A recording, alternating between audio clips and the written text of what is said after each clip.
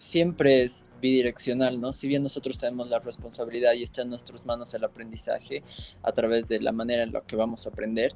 eh,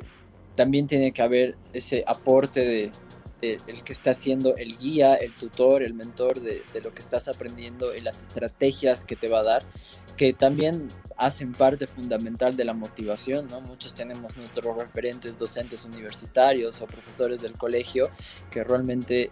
ponían de su parte y trabajaban un montón para tener una didáctica, una cartilla didáctica muy variada y que se te queda porque te interesa y de pronto dices, no sé si era, por ejemplo, tu profesora de lenguaje, tú dices, yo quiero estudiar lenguas porque mi profe de lenguaje era lo máximo y me ha hecho amar lo que hacía. Entonces, esa responsabilidad compartida del docente como guía para la construcción de esas competencias necesarias es mucho más importante en la escuela, en el colegio, que ya luego también en la universidad, que es como que un poquito menos, pero igual de importante, porque ya como que en la universidad sí se te da un poco la responsabilidad a ti de cuánto vas a aprender, de cuánto esfuerzo le vas a poner, pero en la escuela que es un poco más obligado, llamémoslo así, es donde los docentes más bien deberían poder tener esta didáctica y entender el proceso de aprendizaje y el proceso de enseñanza de los estudiantes para que no sea solo su responsabilidad, porque si yo como docente voy y solamente expongo y recito mi, como decían en uno de mis trabajos, los docentes vienen a karaokear sus diapositivas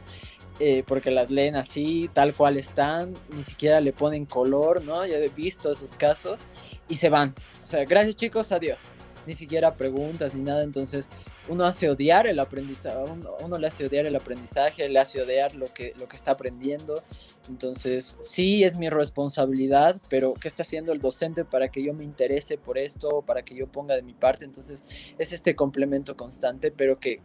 una vez más, si yo como estudiante no tengo esa predisposición, esa mente a poder generar mi propio cambio y mi propia transformación, tampoco se va a generar nada.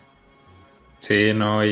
bueno, desde mi punto de vista creo que los profesores tienen una labor muy importante que también es el fomentar esa curiosidad, ¿no? Porque como decías tú, muchas veces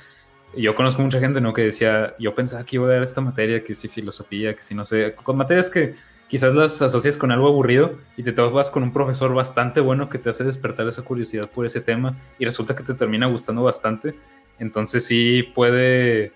sí, es una influencia bastante importante y sí, sobre todo para los profesores que se esfuerzan y que sí, siempre tratan de ver la manera de interesar a sus alumnos y de ver cómo se siguen desarrollando, me parece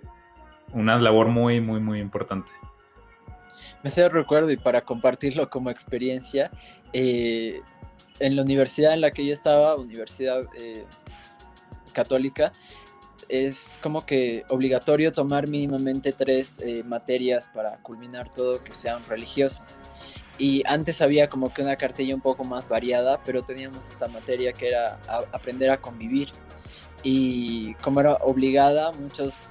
decíamos debe ser aburrida y muchas de las materias religiosas lamentablemente son aburridas en la universidad. Y bueno, entramos a la materia con esa mentalidad